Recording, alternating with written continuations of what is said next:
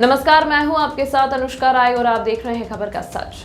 दिल्ली के हजरत निजामुद्दीन में स्थित सुंदर नर्सरी इलाके में मंगलवार को बुलडोजर की कार्रवाई के दौरान सैकड़ों की संख्या में यहां पर बनी झुग्गियों को तोड़ा गया था, जिसके बाद इस पूरे इलाके में रहने वाले कई हजारों लोग प्रभावित हुए हैं।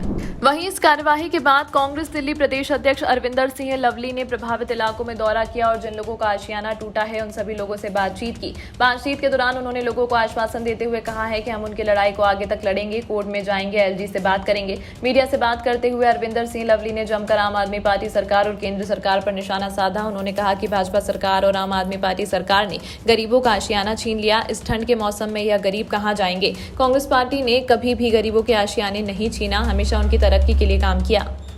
बहुत दुख और तकलीफ की बात है कि सैकड़ों लोगों के रहने वाले आशियाने जिस तरीके से उजाड़े गए हैं वो दिल्ली की आम आदमी पार्टी सरकार और केंद्र की भारतीय जनता पार्टी की सरकार की क्या संवेदनशीलता है लोगों के प्रति, उसको दर्शाता है। ये लोग जितना वक्त आपस में लड़ने में लगाते हैं, अगर उससे 10% भी ये लोगों के लिए लगा दें तो इस तरीके की समस्या का सामना ना आना पड़े।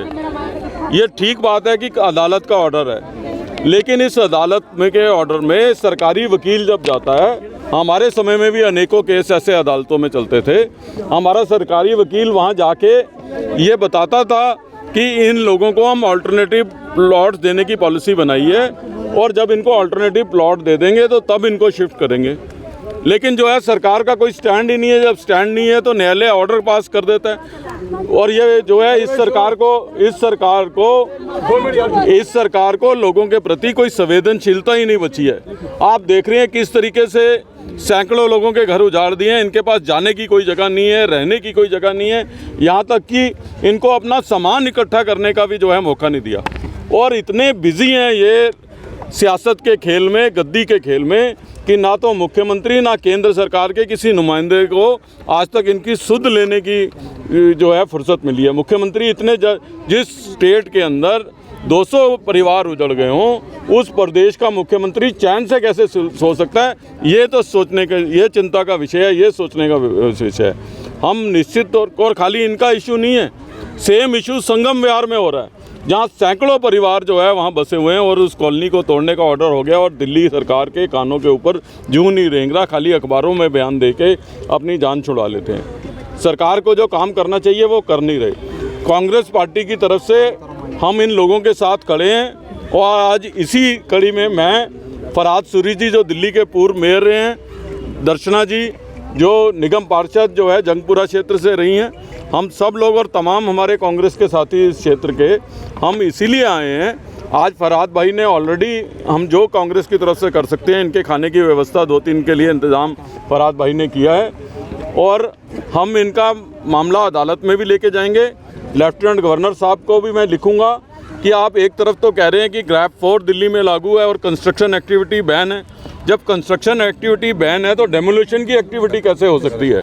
वो अपने आप में आपके ऑर्डर को कॉन्फ्लिक्ट करता है। सेकेंडली जो है सुप्रीम कोर्ट का ऑर्डर है, ये हाई कोर्ट का ऑर्डर है कि इसको तोड़ा जाए। सुप्रीम कोर्ट का ऑर्डर है कि दिल्ली में जो भी झुग्गियाँ और जो डूसीब की लिस्ट में आती हैं, ये कॉलोनी भी डूसीब की लिस्ट में आती है, जब तक इनको अल्टरनेटिव प्लॉट ना दे दिया जाए, अल्टरनेटिव मकान ना दे दिया जाए, इनको शिफ्ट नहीं किया जा सकता। गैर कानूनी है इनकी डेमोलिशन करना।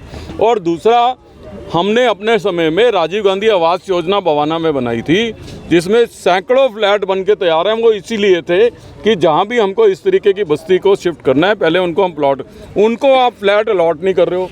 वो पड़े पड़े फ्लैट जो है सड़ गए हैं, टूट गए हैं, उनको वो जो है गिरने की कगार पे आ गए। दूसरा, आप इन लोगों की जो है इन लोगों का आशियाना छीन रहे हो।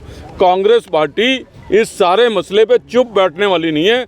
हमको इन लोगों के लिए और दिल्ली के और लोगों के लिए, उनके आशियाने बचाने के लिए अगर सड़क पे भी उतरना पड़ेगा तो कांग्रेस पार्टी उससे पीछे हटने वाली नहीं है। मैं ये कहने के लिए, कितने परिवारों को यहाँ घर तोड़ा गया है? जैसे 200 से अधिक परिवार हैं, 250 से अधिक। फरहाद भाई बता रहे थे मुझे 217 तो डूसिब की लिस्ट में है। डूसिब की लिस्ट पुराना एक कट ऑफ डेट होती है उसके साथ, मगर उजड़े ज़्यादा हैं।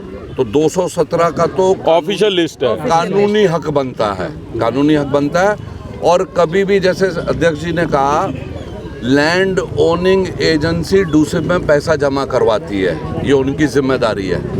नहीं तो जब तक जगह खाली नहीं होती है, और आप ये देख लीजिए कि सामान ऐसे बिखरा हुआ है। गरीब आदमी का भी अपना आशियाना होता है, थोड़ा बहुत सामान रहता है। रात को लाइट नहीं है, पानी कटा हुआ है। और सर एक चीज़ और है अध्यक्ष जी, यहाँ बच्चे जो कांग्रेस के ज़माने के EWS में जिनको दाखिला मिला था, जो DPS में पढ़ते हैं, मॉडर्न में पढ़ते हैं, सरदार पटेल में, हमारा जो कैचमेंट एरिया ये है, वो बच्चियाँ खास तौर पे इम्तिहान नहीं दे पा रही।